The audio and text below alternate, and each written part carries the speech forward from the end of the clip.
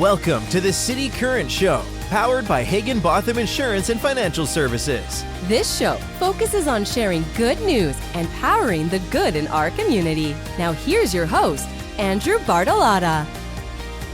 Welcome to the cityCURRENT Show, where we bring you uplifting stories of individuals and organizations making a positive impact in our community and around the globe. I'm your host, Andrew Bartolotta, and today we're diving into the world of wildlife rehabilitation, conservation, and education with Mississippi Wildlife Rehabilitation, Inc. For nearly 30 years, MWR has been dedicated to rescuing, rehabilitating, and releasing native Mississippi wildlife while also engaging thousands through educational programs that inspire a love for nature. In 2024 alone, they treated 775 wildlife patients and reached more than 20,000 people through their outreach initiatives. And today we're going to welcome Mykl Wallrath, Executive Director of MWR, and Donnie Chambliss, Board Member, to discuss their exciting 2025 plans, including the grand opening of their Valery E. Smith Nature Center, the launch of Virginia Trails in Senatobia, Mississippi, their wildlife summer camp, and how we can all support their mission. Mykl and Donnie, thank you so much for coming on the show. Great to be with you. Andrew, thank you for having us. Mykl, let's start with you. Tell us about MWR, how it was founded, and what its mission is. As you might have guessed from the name of our nature center, the organization was founded by a lady named Valery Smith in 1995. She just had a love of the outdoors and wildlife and actually started taking animals into her home and caring for them and nursing them back. And the organization has grown into what it is today. Unfortunately, we lost Valery in April of 2023. Actually, I never got a chance to meet her personally. It's one of the few things that I regret about being part of the organization. But we still carry on her mission, her vision, her passion today, and we felt it was appropriate to name our new nature center after her, because without her, we wouldn't be here in the first place. Well said. Now, Donnie, you did have a relationship with Valery Smith. Talk a little bit about what she was like and the mission before Mykl came aboard. Yeah, sure. Very humble and compassionate, and just really wanted to help animals and wanted to help others, and had a hard time saying no.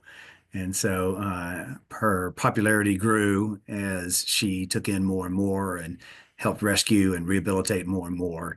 And just was really mind-blowing what she was able to accomplish with just a few volunteers. And but what I admire about her is she has enjoyed a great relationship that she handed off to her organization that she founded, with a partnership with the United States Army Corps of Engineers that manages the Arcabella Lake property.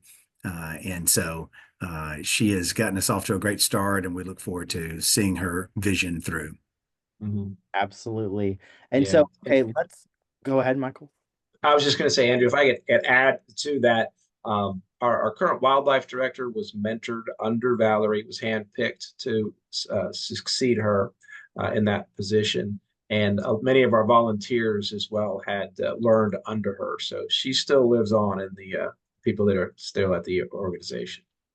Absolutely. And we're going to touch on the new nature center. But first, let's discuss some of the most common types of wildlife you rehabilitate and what challenges these animals face, because it's a wide spectrum of wildlife. Go into some of the animals that you may see across MWR's footprint. Great question.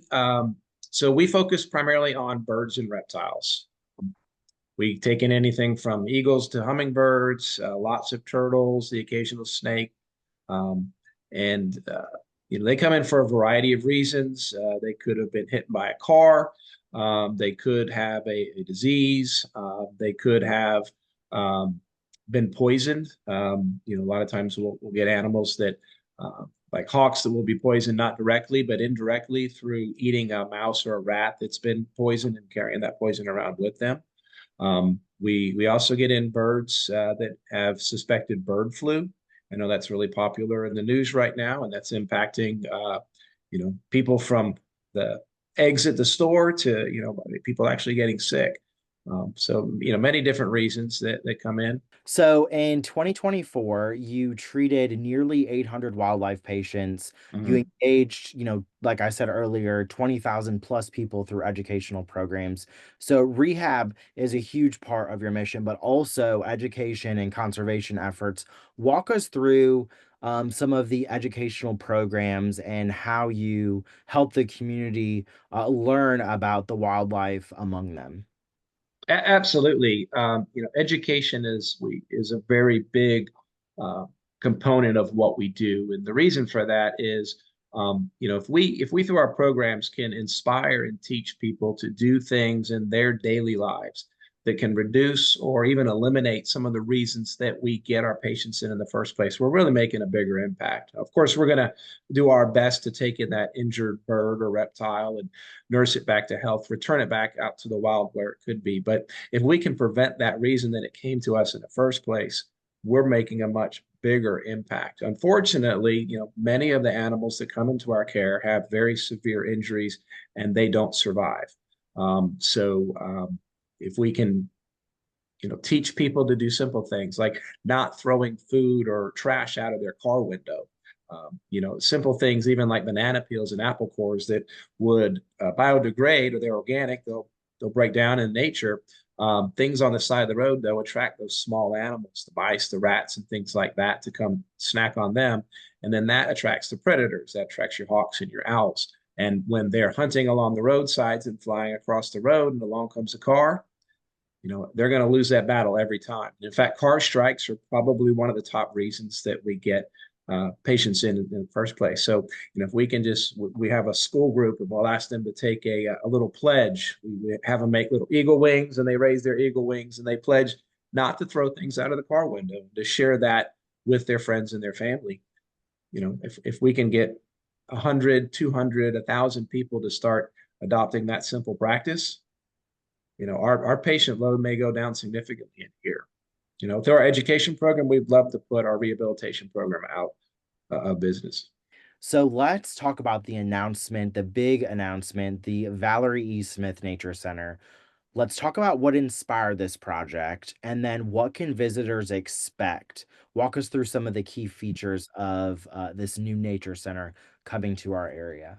Valery always had a vision of building a brand new nature center and wildlife hospital at our current Arc Trails property, where people can go today and hike on 2 miles of hiking trails. It's open to the public sunrise to sunset.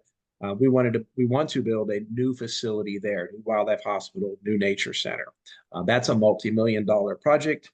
We're currently working on finding funding and community partners to help us realize that dream. In the interim, we have a great facility at our wildlife hospital, thanks to the U.S. Army Corps of Engineers. It's their old field office. We've been there for many years. And, just because of our operations, we needed to expand some of our enclosures and things like that. So we thought, well, if we are going to expand, let's do that in a way that we can include the public today. And so through a generous grant through Entergy, we put together a plan, and they are able to help us fund part of it.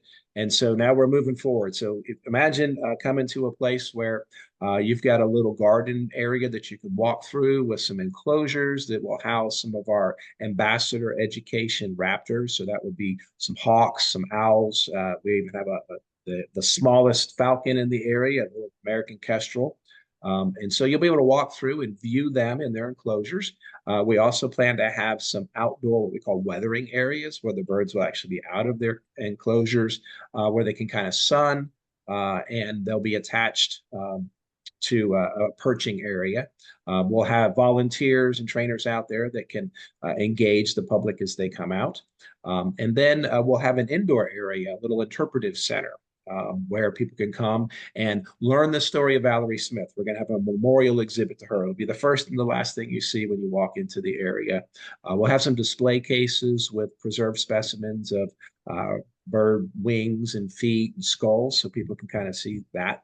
We'll have several live animal exhibits. We plan to have a large aquatic turtle exhibit. Our corn snake, Cornelius, if you've been on our Facebook or webpage for more than a minute. You've probably seen him on there. He's getting a new tall enclosure that he can climb around in. We'll have an area for our box turtles in there. We hope to we hope to even add maybe a few more small reptiles to that area. There'll be some interpretive exhibits in there, some interactive exhibits where people can touch and feel and kind of engage that way. So it's going to be small, but we've got some big plans for that. And then we have another area outside that lends itself to a perfect native plant garden. So it's a small, we like to call it the secret garden. It's a small enclosed courtyard. And we plan to put some native fruiting and flowering plants there that will attract the local birds and pollinators, butterflies and bees, things like that. And native plants are really important to our local species. Native plants, they adapted alongside our native species. They provide the best food and support for those species. So it's going to be an example of what people can do in their homes as well. Again, making that big impact. If we can bring the community alongside of us to do their own native gardens in their house. So now we're making a bigger, creating more habitat for our local wildlife. And if you follow any of the news on wildlife decline, habitat loss is a major component of that. And in that little garden area, we're also going to have a little outdoor box turtle enclosure there where you can kind of view a box turtle as it would live in the wild rather than an enclosure inside or something like that. And so, we're really excited about it. It's going to be a place where the public can come and engage us right now, unless we're out in the community. A lot of people don't know who we are. So this is going to give us a chance to introduce people to some of our education ambassadors that don't always travel with us, like Vinny the vulture. Vinny is an amazing animal, very smart. He flies around when he exercises. He's even started to learn to paint. We're hoping to be able to offer some Vinny paintings on a limited basis to potential donors. So just a lot of exciting things. We're very, very excited about it. When you talk about this Valery E. Smith Nature Center, sounds incredible, but that is one part of this entire expansion of MWR. You're also launching the Virginia Trails in Senatobia. Donnie, tell me more about what this space will offer the community. Yeah, we're really excited to own a 30-acre parcel of land adjacent to the Northwest Mississippi Community College in Senatobia. And it is a wonderful piece of property with open space and a lot of wooded areas that we have carved out a 1-mile trail loop through the woods with 3 different creek crossings and a lot of native habitat, if you will, there. And we're excited to open it up later this year, putting the finishing touches on our parking and some other facilities there. Northwest Community College will tie into the campus as well, and it's going to be a public place for anyone to come and enjoy, whether you're a student or a faculty member or a local family that want to get outside and run and jump and play and explore the woods. Mm-hmm.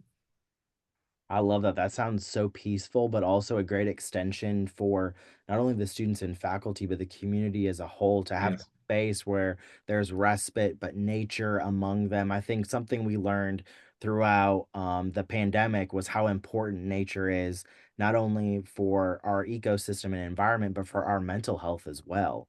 So having that for students and having that for the community as a whole is just a win-win. Speaking of community, and what are some of the best ways that people can support MWR, whether through donations, volunteering, or other opportunities?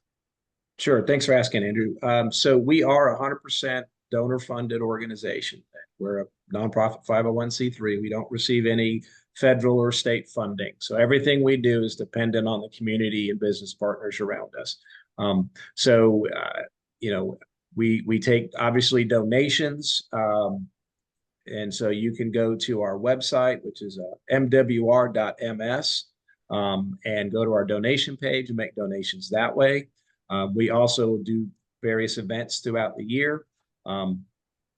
So if we're at the Hernando Earth Day celebration or the Dickens of Christmas on the Square or other events throughout the area, you can visit us, meet some of our ambassadors, and donate there. We also do various events. We've got our golf tournament coming up in September. So we're looking for teams and sponsors to do that. As we are building out this nature center, we're also looking for organizations to sponsor and partner with for some of the interpretive exhibits and enclosures and things like that. We do obviously donations in kind. So, you can imagine we go through a lot of materials, simple things like gloves and rags and towels, but even on a bigger ask, things like incubators, any doctors or medical professionals that are out there and looking to upgrade their current X-ray machines, we'll take your old one. We're not too proud to use older equipment. And you can go onto our website also and do other in-kind donations. We have a Amazon wish list. I think everybody has one of those now. You can even go to some of our suppliers and purchase like Rodent Pro. You can purchase mice for us. We go through thousands and thousands of mice every year. It's probably one of the largest costs that we have. About $1,000 in mice every year. Or, I'm sorry, every month. So you can support us that way. And then obviously we are a volunteer organization. So we're always looking for passionate people that have the time to help us out. And we need help in just about any capacity that you can think of, from actually caring for the animals, helping us do our education programs, our outreach programs, building opportunities, maintaining some of these exhibits that we talked about. We're hoping to find someone to adopt our wildlife garden, our native plant gardens. Donnie mentioned the Virginia trails. That's a mile of trail there. We also have 2 miles of hiking trails at our other property, the Art Trails in Hernando off of Commerce Street. 3 miles of hiking trails requires a lot of maintenance. Trees are falling, bridges are getting old, things like that. So we're always looking for help there, whether it's individuals or organizations. Just recently, Memphis Stone and Gravel came out and did some amazing volunteer work for their Martin Luther King Day of service, helping us prepare some of the sites for our new enclosures at the Nature Center, and as well as doing a lot of our trail maintenance at the ARC trails. So you can go onto our website. We have a volunteer page there. If it's an individual, you would start by filling out an application and submitting that. And we'll reach out to you to set up an interview to learn more about you, as well as where you might fit into the organization. We do like people that have some experience, but you don't need any experience. You do have to be at least 18. That is the one caveat. I just a lot of ways to get involved. You have a summer camp running in the middle of June this year. Talk about what makes this camp special and maybe tease us with what kids can expect to experience. Absolutely. So we'll model this camp on our wildlife camp from last year. And, we looked at a way to do what we do best. And that's wildlife. So kids can expect to engage with different animal groups. We'll probably focus on a different group of animals each day, whether it's birds or reptiles, amphibians, even the creepy crawlies, the spiders and the insects and things like that. And we do a lot of fun activities at our camp. We play games, we do arts and crafts, but the thing that the kids probably enjoy the most is engaging with our live animal ambassadors that come out. So they'll get to meet owls, they'll get to meet hawks, they'll get to meet and touch a snake or a turtle. There might even be a little alligator there, some variety of amphibians, frogs and salamanders, and some insects. We'll have some giant roaches and maybe a centipede or a big spider, tarantula, things like that the kids can engage in. And one of the fan favorites is always kids' favorites is the Jeopardy game at the end of camp, where they get to compete in teams, but also show us what we've learned in camp. Because while we want to have fun and engage the kids, we also want to teach them something. They're the future. They're the future of conservation. So that's how I got started, back in the day when I would go to the state parks and things like that and see these little shows, and picked up my first butterfly nets, to running through the fields, and I'm still doing it today. So that's how we want to engage these kids. So yeah, a lot of fun. Donnie, what puts a smile on your face as a board member when you look at, you know, Valery E. Smith's legacy living on and MWR's legacy and the work that you all are able to do to provide rehabilitation for local wildlife? It's an honor for me to be a part of the organization and to work alongside great people like Mykl, who's just doing a great job of leading us and managing all of our activities and managing our assets. And we're really blessed to have not only the physical assets of 160 acres at Arcabutla Lake off Highway 304, just west of Hernando, but to also have the 30-acre property in Senatobia, which is right off Wilson Drive, right by the campus. The brand new Heidel Center that was built on the campus at Northwest is a stone's throw from our property. And so to be able to be entrusted with these physical assets and these properties for people to enjoy, but also enjoy the social assets as well from the people that are involved, whether it is the U.S. Army Corps of Engineers that we've enjoyed a great relationship with, or our businesses that have partnered. I can think of Hollingsworth Paving, who has done great work down at the property in Senatobia. Yeah. I think of the family that donated the land. I mean, they could have sold the land, they could have developed the land, they could have done whatever they wanted to, but we're extremely indebted to the Mayfield family, Roberta Mayfield, the Wilson family. The official name of the property is the Virginia Trails at Hunter Creek. The family still lives in the area, and it was important for them to preserve the natural beauty of that part of Senatobia, even though it's right in the heart of Senatobia and in the middle of the hustle and bustle.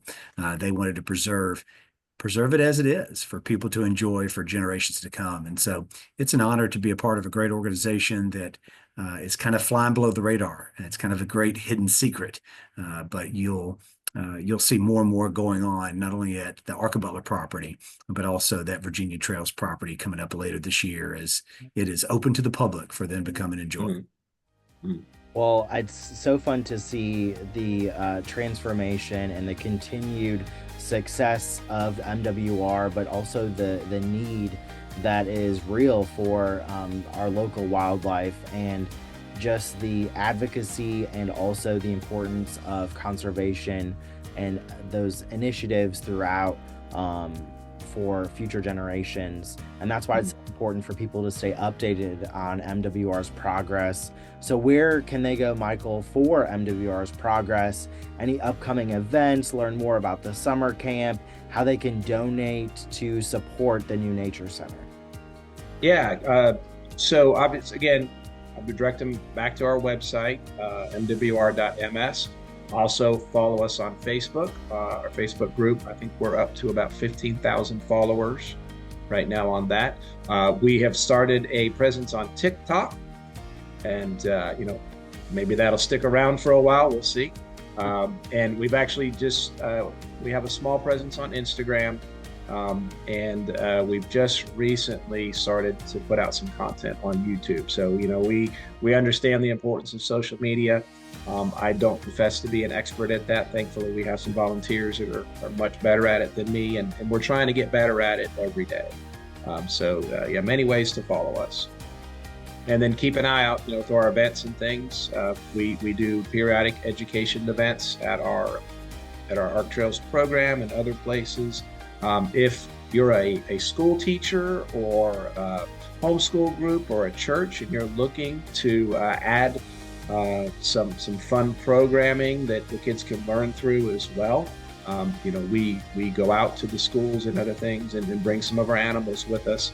Love to engage the kids. Again, they're the future, so we put a lot of effort into that. Thank you so much for sharing the incredible work that Mississippi Wildlife Rehabilitation Inc. is doing to not only rescue but also protect wildlife, educate our community, and create meaningful conservation initiatives. Thanks for powering the good and coming on our show. Thank you. Appreciate you having us. Thanks again. It's great to be with you.